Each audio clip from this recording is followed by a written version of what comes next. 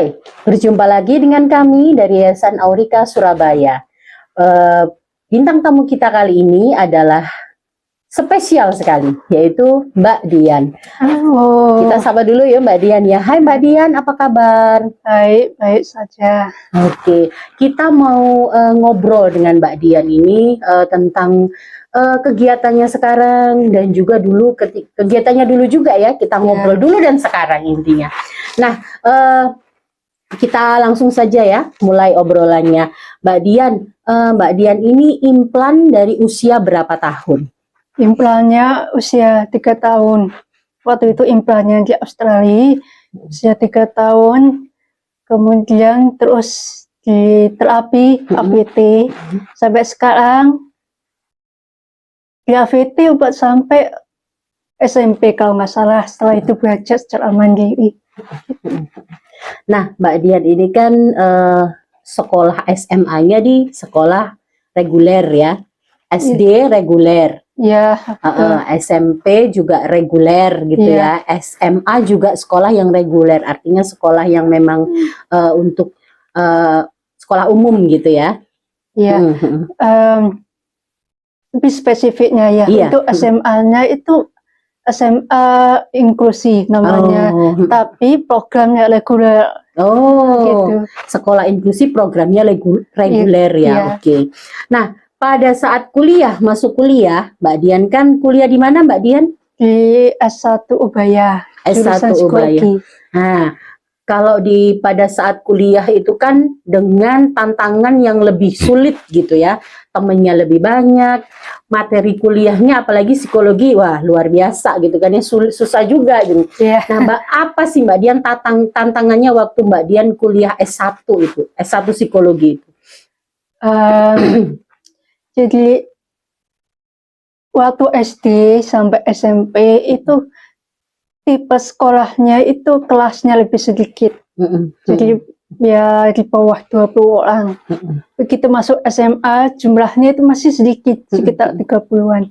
Tapi begitu masuk ke perkuliahan yang satu kelasnya bisa 50, 60 orang, dan juga ada banyak sekali orang-orang dari luar kota, misalnya ada yang dari Papua, ada yang dari Sulawesi dan sebagainya dibandingkan saat di SMA. Jadi tantangannya itu menyesuaikan diri dengan mendengar orang lain yang berbicara yang logatnya berbeda-beda. Yang pertama, karena meskipun ngomongnya bahasa Indonesia, tapi ada yang dari misalnya orang Surabaya kan mungkin ada yang medok Jawanya itu. Ada juga yang mungkin bahasa Indonesianya dengan ke arah bahasa Minang atau apa gitu. Lokatnya ya. Berbeda-beda gitu. Terus habis itu terkait kelas yang ada 60 mahasiswa. Di situ ada beberapa dosen yang pakai mikrofon, tapi ada enggak. Nah, jadi memang yang paling susah itu ketika diberikan tugas diskusi. Jadi diskusi di dalam kelas, dalam kelompok-kelompok kecil kan pasti ramai, bisa dibayangkan seperti itu. Jadi susahnya itu seperti itu. Logatnya gitu ya, karena dari berbagai daerah di Nusantara gitu ya Mbak Dian ya. Terus setelah itu diskusi gitu juga, belum lagi karena mahasiswanya banyak harus pakai mikrofon ya Mbak Dian. Ya, tapi ada yang nggak pakai mikrofon. Jadi dosennya itu saya suka kalau duduk selalu di tempat yang strategis, entah di depan atau di tengah gitu, tapi nggak di depan-depan banget. Karena ternyata dosennya itu ada yang suka jalan-jalan dari depan ke tengah ke belakang. Misalkan kalau saya duduknya di bagian tengah atau bagian tengah ke depan sedikit, itu masih bisa. Tapi kalau dosennya sudah ke belakang, ini yang agak harus susah ya. Berarti Mbak Dian harus ekstra gitu ya, dengarnya harus konsentrasi sekali gitu ya. Iya, jadi setiap selesai kuliah, untungnya di perkuliahan sebelum masuk ke mata kuliah berikutnya itu ada jeda. Jadi bisa dekompres. istirahat sebentar. Begitu masuk lagi, pasang konsentrasi untuk memahami materi dan juga mendengarkan. Gitu. Dan apa namanya, dengan situasi kelas seperti itu ya, dibayangkan sih kita aja ya. Dulu aku kuliah juga kalau orangnya banyak di satu aula gitu, aduh rasanya dengerin gurunya di depan susah ya Mbak Dian. Iya, Masya Allah susah, ampun. Apalagi Mbak Dian ya yang memang memakai ini. Tapi ini enggak sih Mbak Dian, maksudnya Mbak Dian pernah nggak sih kalau namanya keluar dari SMA gitu kan ya, lulus dari SMA pasti punya banyak teman gitu kan. Pernah nggak ngafe-ngafe gitu, maksudnya apa ya istilahnya, kumpul bareng gitulah, makan-makan sama teman-teman gitu. Itu sering nggak ada ininya nggak, maksudnya ada kesulitannya nggak pada saat di situ? Kita kan tahu kalau misalnya di rumah makan itu kan rame gitu ya. Jadi kalau biasanya kita kalau nugas atau mengerjakan tugas kelompok itu di tempat-tempat yang memang ramai, karena memang ada wifi-nya di situ. Ya mahasiswa yang nggak mau, bukan nggak mau, tapi lebih baik cari yang gratisan, hemat. Jadi ya di tempat-tempat yang ada wifi-nya itu pasti tempat yang ramai. Jadi untungnya teman-teman kelompok itu aku sudah memberitahu di awal kalau aku pakai apa untuk dengar. Jadi mungkin ada beberapa miskomunikasinya, jadi minta tolong dibantu gitu ya, dibantu atau mungkin minta diulangi lagi, atau mungkin ada bagaimana caranya gitu biar kita kerjasamanya itu tetap jalan gitu. Gitu. Tantangannya luar biasa ya pada saat itu. Nah, ku lulus dari psikologi dengan cum laude ya Mbak Dian ya? Iya, cum laude.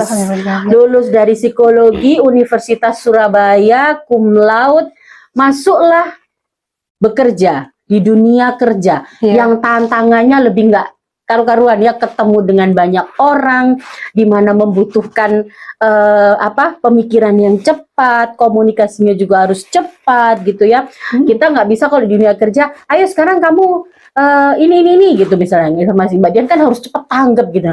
Nah itu tantangannya pasti beda lagi ya Mbak Dian. Betul. Nah tantangannya apa kalau di dunia kerja itu Mbak Dian? Ada pengalaman yang berkesan, ini karena pertama kali ya. Jadi aku bekerja sebagai guru les waktu itu. Guru les yang anaknya masih usia SD gitu ya.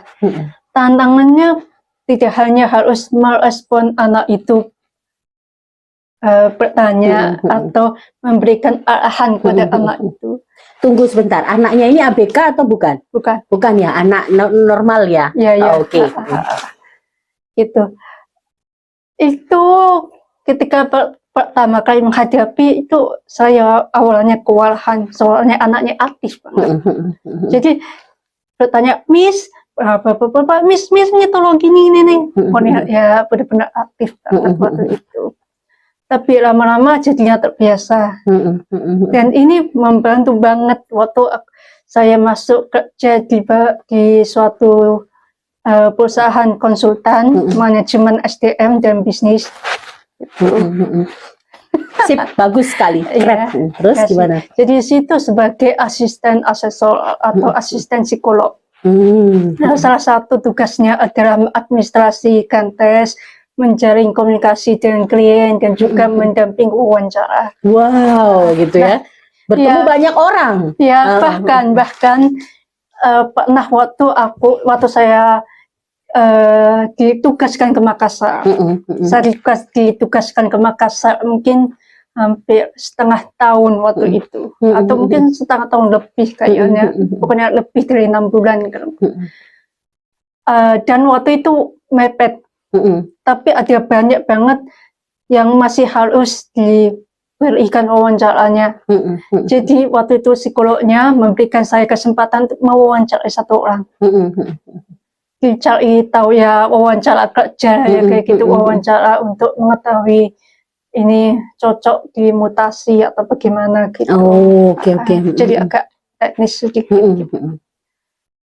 meskipun waktunya cukup lebih lama dibandingkan psikolognya, tapi setelah selesai ada perasaan bangga gitu, karena bisa mengikuti apa yang dibicarakan oleh pegawai ini, dan juga memberikan hasilnya kepada psikolog. Gitu. Apalagi orang pegawai ini usianya sudah sepuh. Oh, pasti secara dengar, secara bicara dia juga agak harus lama, gitu betul. Ya, agak susah gitu ya. Iya, soalnya pelan tapi terkadang tegas ya. Orang sepuh kan kadang-kadang mungkin nafasnya gitu ya, betul, nafasnya nggak nyampe atau apa gitu. Nah, sudah sepuh gitu ya. Wow, itu tantangannya ya Mbak Dian. Tapi luar biasa loh. Konsultan itu kan juga bertemu dengan banyak orang, berarti Mbak Dian juga harus berlatih untuk apa di satu grup gitu ya, di satu grup belajar untuk mendengar dengan lebih baik, konsentrasinya juga harus lebih bagus gitu ya. Iya. Ya latihannya juga lebih keras mungkin ya Mbak Dian ya, untuk lebih dengerin gitu ya. Iya. Untungnya ini prinsipnya kayak belajar bahasa asing Bunda. Jadi kayak saya tuh benar-benar dicemplungkan, apalagi di Makassar itu benar-benar dicemplungkan di situ, dan harus menelepon, jadi ada pegawai, terus ada seleksinya untuk menelepon referensinya. Waktu menelepon referensinya itu pakai teleponnya kantor klien, dan kebetulan telepon kantor kliennya itu suaranya kurang bagus, jadi benar-benar awalnya kurang bisa gitu, tapi lama-lama jadi bisa, karena memang situasinya terpaksa waktu itu. Iya, harus belajar gitu ya, karena ini dunia kerja. Iya. Ya, kalau enggak juga berdampak ke pekerjaan juga kan. Tapi Mbak Dian senang ya sudah bisa bekerja, artinya kan wow, sudah bisa menghasilkan uang sendiri gitu kan. Bisa membeli sendiri dengan uang hasil jerih payah. Mbak Dian senang ya. Iya, jadi ada dari sisi materinya dapat uang, bisa lebih mandiri dan segala macam, tapi juga dapat pengalaman yang enggak saya dapatkan sebelumnya. Iya, benar. Yang benar-benar tidak mungkin saya dapatkan kalau saya tidak kerja. Iya, benar. Gitu. Bertemu dengan banyak orang, harus mendengarkan logat banyak yang berbeda-beda gitu ya, dari tingkat kecepatan, terus tingkat etos kerja ya, terutama kalau di kerja kan beda dengan di kuliah ya. Kalau mungkin di perkuliahan orang bisa ya oke, nanti bisa, atau belum jelas bisa disuruh ngulang. Tapi kalau di dunia kerja kan nggak mungkin ngulang ya orang. Misalnya kita minta bantuan, jarang ya, ada juga mungkin, tapi jarang yang ya kita harus benar-benar Mbak Dian ya, harus benar-benar ini ya. Iya. Benar-benar belajar di situ ya. Betul. Apalagi ada kasus orang ini karena mungkin kebiasaannya dia atau karena latar belakangnya dia itu pokoknya kalau ngomong itu pakai nada yang tinggi, jadi kayak orang marah, padahal bukan. Seperti saya. Tapi ada juga ya orang ini kalau ngomong cepet banget. Jadi kalau saya minta ulang marah. Gitu. Apa yang Mbak Dian lakukan? Jadi ya waktu itu saya untungnya ada orang yang ikut sama saya untuk menemui kliennya. Jadi saya berusaha untuk mendengarkan. Terus selesainya saya ngomong sama partnernya ini, rekan saya itu untuk mengkonfirmasikan ulang apakah informasi yang saya terima itu sudah benar atau belum, gitu, sudah sesuai atau belum, gitu. Wow, luar biasa. Mari kita tepuk tangan untuk Mbak Dian. Dan tidak mudah pasti ya Mbak Dian. Apa namanya, bertemu, mendengar, belajar mendengar itu juga susah ya Mbak Dian ya. Nah, apalagi ketika kita harus belajar di situasi dan kondisi yang noise, yang dengan logat yang berbeda gitu ya, dengan intonasi dan irama orang yang berbeda gitu. Apalagi di dunia kerja yang membutuhkan kita harus cepat, nggak mungkin kita juga harus lambat gitu ya. Betul. Oh, luar biasa Mbak Dian sudah melalui itu semua, keren. Nah, sekarang Mbak Dian ini mulai kuliah S2, benar ya Mbak Dian? S2. Mbak Dian ini sekarang mulai kuliah S2 di apa Mbak Dian? di Ubaya lagi Mhm. untuk bisa menjadi psikolog. Seorang profesinya. Kita doakan semoga cita-citanya tercapai. Amin. Sukses buat Mbak Dian pokoknya. Amin. Nah, sekarang kan juga beda nggak dengan dulu S1? Karena kan setelah lama gitu ya, nggak kuliah S1, kuliah S1 sudah lulus maksudnya, masuk ke dunia kerja. Sekarang kuliah lagi di S2. Beda nggak dengan S1 Mbak Dian? Jadwalnya sangat-sangat berbeda, apalagi untuk semester ini, semester 1, jadwalnya kelasnya malam, gitu. Jadi menyesuaikan badan juga. Jadi awal-awal itu kaget badannya, nggak bisa mengikuti, gitu. Lama-lama jadi terbiasa. Tapi juga kagetnya karena kalau di S1 itu lebih ke arah pengenalannya atau teorinya segala macam. S2 tuh langsung ke prakteknya. Jadi benar-benar terjun langsung berhubungan dengan klien atau berhubungan dengan bermain peran gitu. Pasien gitu ya, Iya, klien gitu. Klien ya, klien kita panggil. Klien ya panggilnya ya. Maaf ya salah. Gak apa-apa. Tapi ada juga untuk sebutan pasien, tapi ya psikolog. Gak usah dibahas dulu. Oke, dibahas dulu. Ibu psikolog gitu.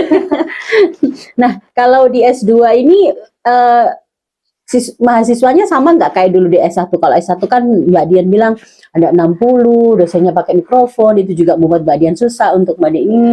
Kalau sekarang? Angkatan saya itu ada 24 orang.